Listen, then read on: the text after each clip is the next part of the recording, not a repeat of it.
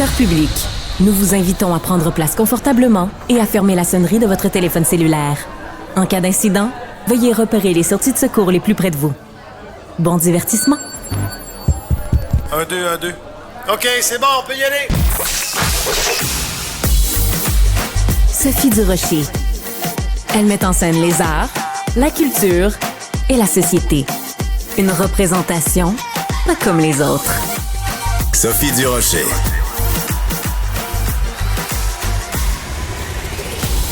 Bonjour tout le monde, j'espère que vous allez bien. Merci d'avoir choisi Cube Radio. Je dis Cube Radio, mais vous savez qu'on est décliné maintenant.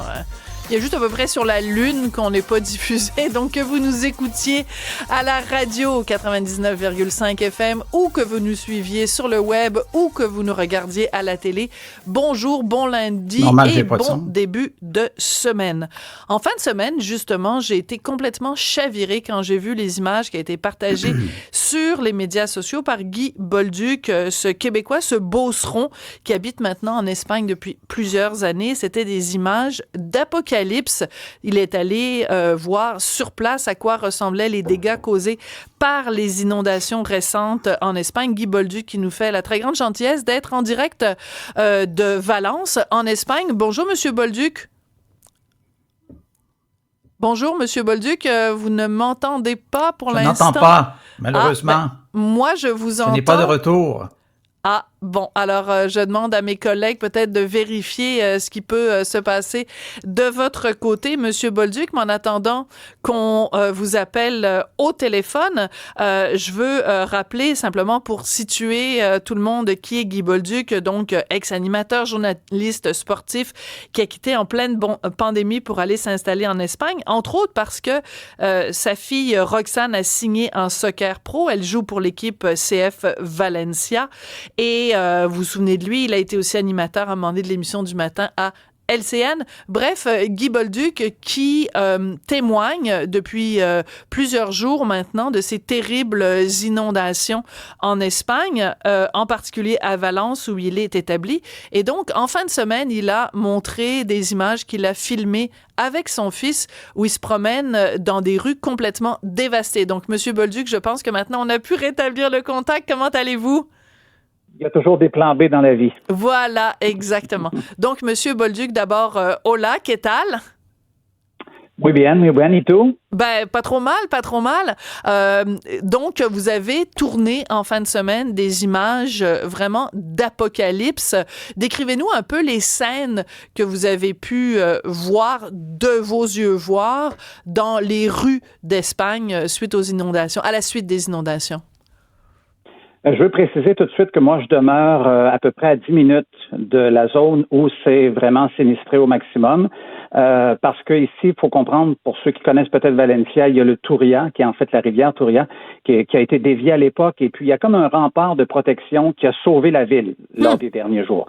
Sauf que, bon, évidemment, quand c'est arrivé mardi la semaine dernière, la Dana, qui est le fameux phénomène météorologique, on le connaît, là, ici en Espagne, ça fait 3 ans que je suis là, donc on sait un peu à quoi s'attendre, mais jamais. Donc les gens l'ont pris au sérieux parce qu'il fait toujours beau en Espagne. C'est 320 jours de beau temps. Sauf que là, cette fois-là, c'est tombé énormément, 300-500 millimètres. Alors là, bon, on a vu ça arriver, mais on a entendu alerte orange. Après ça, on a entendu alerte rouge. Là, alerte rouge, il y a plus d'école dans ce temps-là. Mais là, l'alerte sur les téléphones a été déclenchée en soirée, alors qu'il était déjà trop tard et que l'eau était entrée dans les villes. Les images que vous voyez actuellement, ce sont des images que j'ai captées hier. Parce que, bon, la première journée, c'est sûr qu'on interdisait aux gens d'y aller, mais les gens de Valencia voulaient absolument se dépêcher à aller aider la population, puis on les comprend. Et nous, on est allé sur place hier et on a fait, en fait, on est allé aider. On a trouvé les moyens du bord. On s'est pris des espadrilles, on a mis des sacs de plastique, on est allé s'acheter des gants, on a amené des balais, puis on est allé dans les zones. Donc, en entrant, il faut traverser le Turia, il y a une passerelle, et puis pas tout Valence, mais on parle, la première journée, il devait y avoir au moins 15 000 personnes qui sont allées, un petit peu moins la deuxième, mais les gens sont allés là-bas, on fait le tour, et puis, ce que tu fais, c'est simple, c'est que tu te glisses dans les travaux, il y en a à perte de vue. Et tout de suite, ce qui nous surprend au départ, c'est que c'est l'odeur qui monte au nez. Alors, la Croix-Rouge est là, nous donne des Ça masques. ressemble On à avait quoi? déjà nos masques. Monsieur Bolduc, ça ressemble à quoi, l'odeur? Écoutez, quand à peu près tous les premiers étages ont été rasés, donc il y a des commerces, il y a des maisons, il y a des épiceries, il y a tout ce que vous voulez. Mêlé à ça, des cadavres, parce que ça fait déjà 3 ou 4 jours. Mêlé à ça, du pétrole, de l'essence, de l'huile, et tout a été mélangé. Quand on entre dans la zone, en fait, tous les détritus qui ont été ramassés dans les derniers jours ont été, en fait, pour faire une histoire courte, là, tu rentres dans une rue, les gens sortent le maximum de matériel, mettent ça, on pousse ça dans le centre de la rue, ils passent des camions bennes, on met les gros morceaux, le bois, entre autres, particulièrement, dans un type de benne, et après ça, il y a la pelle qui passe et puis qui ramasse ça et qui met ça dans un plus gros camion benne, et là, on déverse ça à cet endroit-là, et l'odeur, quand on arrive, on passe, il y a personne qui doit te dire de mettre un masque, croyez-moi, on le met parce que ça monte au nez. C'est l'odeur de la mort? On rentre dans la zone. Pardon? Excusez-moi de vous interrompre, c'est l'odeur de la mort, Guy Bolduc? C'est l'odeur de tout, hein. Si vous connaissez un site d'enfouissement, là, ce que ça sent un site d'enfouissement, là, c'est exactement ça. Un peu de brûlé, des liquides, ça change d'odeur là à tous les 10 mètres. Là. C'est vraiment toujours comme ça, mais par-dessus tout, c'est sûr que... La détresse humaine aussi, la détresse humaine qui doit se lire sur les visages des gens, parce que vous avez utilisé toutes sortes d'images en décrivant justement les images, mais les pertes matérielles, c'est une chose, mais les pertes humaines, c'est ça qui est le plus difficile. Tout à fait. Là, actuellement, ça fait 48 heures qu'on n'a pas vraiment annoncé de décès supplémentaires. Ils sont à près de 200... aux alentours de 220-230 décès annoncés, sauf que il reste encore beaucoup de recherches à faire, notamment dans les cours d'eau, dans les sous-sols, parce qu'il faut comprendre qu'en Espagne, souvent, les sous-sols d'édifices, c'est le stationnement. Alors, il y a des gens, qu'est-ce qu'on a comme réflexe quand on voit que l'eau commence à monter? On dit, on va aller sortir de notre voiture. Donc, ces gens-là sont restés souvent pris au piège. On parle de personnes âgées, des gens à mobilité réduite, des personnes qui, on discutait avec une personne hier qui nous racontait que lui, un membre de sa famille est photographe, il est en train de faire de la photo, puis l'eau s'est mise à monter, puis s'est dit, écoutez, et là, à un moment donné, ça a tellement monté, c'est rentré dans son commerce, et il a eu peine à sortir de son commerce et s'accrocher, de monter en haut pour être capable de sortir des flots, il a tout perdu. Alors, il y a des histoires comme ça, il y en a des centaines, et surtout le territoire où ça se retrouve, c'est énorme, hein, c'est tout.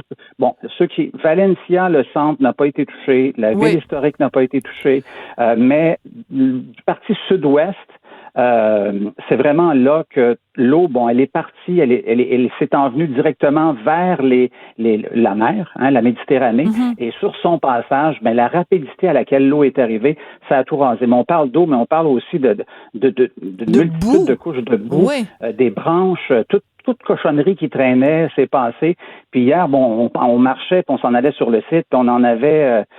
on voyait sur les clôtures la hauteur à peu près, là, parce qu'il y avait un peu de restant, puis on en avait à la taille. Donc, imaginez avec un courant très, très fort, un peu comme une espèce de tsunami qui arrive comme ça, ça laisse tu sais pas où te sauver. Tu dis, à part de grimper, tu ne sais pas trop où aller.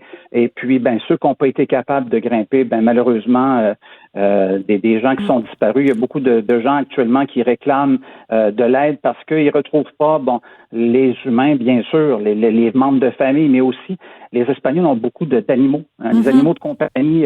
Et comme on le sait que dans certaines, un animal de compagnie, c'est un membre de la famille. Absolument. Hein, et puis, c'est vraiment là ce qui touche les gens jusqu'à maintenant, mais on dit souvent, là, moi j'ai vécu le verglas, j'ai vécu les débats de la rivière Chaudière. Mais ça se compare pas. On dit toujours, il y a deux choses dans la vie. On entend souvent la théorie, là. Voici, s'il arrive ça, on fait ça, mais tu t'aperçois qu'il y a la théorie et la pratique, parce que ça peut se produire 10 fois un événement comme celui-là, on le souhaite pas, mais on s'aperçoit toujours que c'est la population qui prend le contrôle à un certain moment. Oui, la protection civile est là. Là, actuellement, on est rendu à 6700 militaires qui sont à Valencia. il y a une petite chicane de politique là, entre le gouvernement espagnol et le gouvernement de la communauté valencienne. Ben, il a été mal reçu, le premier ministre. Je pense que c'est le premier ministre qui s'est rendu sur place et qui a été très, très mal reçu. Mais je veux revenir quand même à vous, Guy Bolduc, parce que bon, vous êtes un Québécois établi à Valence, votre fille joue pour le CF Valencia, mais vous décidez de votre propre chef, en fait, de faire un geste citoyen. Vous partez avec votre fils et vous allez sur place pour aider. Comment les gens perçoivent ça? Donc, l'aide quand vous arrivez, puis que vous auriez pu rester tranquille chez vous à rien faire, puis à juste regarder ça aux nouvelles, mais vous avez décidé de vous impliquer. C'est impossible, Sophie. C'est impossible. Ouais. Moi, avant hier même, j'étais mal. Je me sentais bien. J'étais pas là. Je voulais juste aider. Qu'est-ce qu'on a fait? Ben, on a dit, bon, qu'est-ce qu'on va faire? Premièrement, tu disais avec tes enfants, on y va? Non, j'ai peur parce que les gens disaient, bon, il faut faire attention, mais à un moment donné, faut y aller. Le gouvernement a dit, ne venez pas parce qu'on a besoin. Ben là, on s'est dit pareil hier matin, on s'est levé, puis là, vraiment, là, j'en avais comme... J'ai dit, bon, let's go, on se prépare, puis on y va. Puis on est parti, on est arrivé en voiture, on a ciblé à peu près le secteur où on peut traverser. On s'est pas stationné sur un terre-plein en plein milieu de l'autoroute. On s'est dit, s'il nous met une amende, il nous en mettra une. Donc, on s'est habillé, on s'est préparé, puis on a suivi la masse de gens qui s'en allaient vers les zones. Puis, à un moment donné, on s'est retrouvés là-bas, puis on a marché. Puis, écoute, c'est sûr qu'au début, quand on est rentré là, tu sais, on sait plus trop, là. Tu sais, on a l'impression qu'on vit dans une autre réalité, là. Tu dis, je suis dans un film ou je suis dans la vraie vie, là. Parce que moi, j'ai regardé vos images. Ben, c'est les gens qui te font... Exactement. Les gens qui te font reprendre le contrôle parce qu'à un moment donné, tu les vois travailler. À un moment donné, je disais, Émile, bon, ben écoute, là, on a assez regardé. On rentre dans le tas. On voyait des fils des personnes qui vidaient la maison puis qui vidaient des gros morceaux. Je dis, regarde, on rentre dans le fil, puis let's go. Puis on s'est mis à remplir des camions, puis on lançait ça par-dessus. Puis à un moment donné, c'était fini. Bon, on s'en continue. On allait voir les gens, demandez-vous de l'aide. Mais c'est dur pour les gens de demander de l'aide. Hier, on demandait souvent de l'aide. Non, on est capable. Les gens, on dirait qu'ils veulent protéger leur secteur. Bien sûr, c'est ça. Mais en même temps, moi je trouve ça très touchant que vous vous impliquez. En même temps, vu que vous êtes établi en Espagne quand même depuis plusieurs années, vous y comptez des amis, vos enfants évidemment sont extrêmement intégrés, donc ils connaissent aussi eux plein de gens. C'est quoi les conséquences? Par exemple, votre fille qui joue au soccer avec le CF Valencia, j'imagine que tout ce qui s'appelle vie sportive, même vie professionnelle, c'est en suspens en ce moment? C'est totalement arrêté. L'université est arrêtée. Mon fils va à l'université EDEM, qui est reliée à l'université de Valencia. C'est fermé depuis la semaine dernière, en fait, et ils vont recommencer le 10 novembre. Alors, c'est encore dans une semaine. Ma fille, elle devait recommencer l'école ce matin, mais il y a eu d'autres précipitations hier soir. Donc, ils ont déclenché l'alerte rouge, donc pas d'école aujourd'hui. Donc, ma fille joue au CF Valencia. Ça fait déjà, c'est un nouveau contrat qu'elle a signé cette année. Elle est semi-professionnelle, si on veut, parce qu'elle joue dans l'équipe réserve de l'équipe pro. C'est ça, elle a 16 ans. Mais actuellement, elle n'a pas eu d'entraînement. Elle devait avoir un entraînement aujourd'hui. Finalement, ça a été cancellé. Elle devait aller jouer la fin de semaine dernière à Las Palmas, aux îles Canaries. Il n'y a pas eu de match. L'équipe professionnelle du CF Valencia n'a pas joué de match en fin de semaine, devait jouer demain en Copa del Rey, c'est annulé. Les filles non plus, l'équipe professionnelle n'ont pas joué de match. Et ce que j'ai aimé beaucoup, il y a l'hymne de la communauté valencienne. Chaque communauté a son hymne. Ouais. C'est des hymnes qu'on entend tout le temps, puis ça rassemble la population. Puis hier, dans les différents stades de la Liga, avant chaque match, tout le monde faisait jouer l'hymne du CF Valencia, l'hymne de la communauté valencienne. C'est très touchant. C'est très touchant d'entendre tous les Espagnols qui chantaient ça en chœur, alors que c'est des rivaux d'habitude. Oui. Mais là, on sentait que tout le monde était ensemble. C'est puis transpartisan. Vraiment, voilà, la solidarité humaine. C'est dur de rester là, insensible à ça. Donc, vous avez versé peut-être une petite larme. Et en terminant très, très, très rapidement, vous connaissez les médias, il me reste très peu de temps. Vous avez parti un GoFundMe. En fait, vous ramassez des sous. Les gens qui veulent envoyer de l'argent, 100%, vous allez le donner, évidemment, pour venir en aide aux gens à Valence qui sont très affectés. Oui? 2 personnes, en fait, 2 familles, parce qu'il y a tellement de... La coéquipière de ma fille Roxane, qui a tout perdu, vraiment tout, là. Maison, voiture, elle avec sa grand-mère, sa mère, il reste plus rien, elle nous a envoyé. si je mets une petite vidéo sur le web, c'est vraiment chez eux. Un autre, c'est un ami du côté de mon fils, Émile, son oncle est photographe. Et déjà, c'est pas facile de gagner sa vie. Il a tout perdu, l'équipement, tout est parti, sa maison. Donc, pour ces deux familles-là, on s'est mis un objectif de 3 000 euros.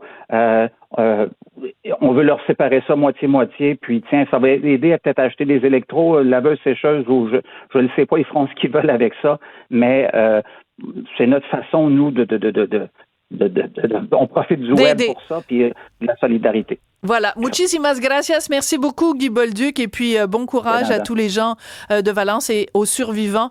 Et merci d'avoir prêté main forte. Et puis, les images, j'encourage tout le monde à aller les voir. On vous en a montré quelques-unes tout à l'heure à la télé ici. Mais c'est l'apocalypse. Et puis, ça va prendre des mois, disiez-vous, avant que ça puisse revenir à la normale dans votre région. Merci beaucoup, Guy Bolduc. Merci à vous.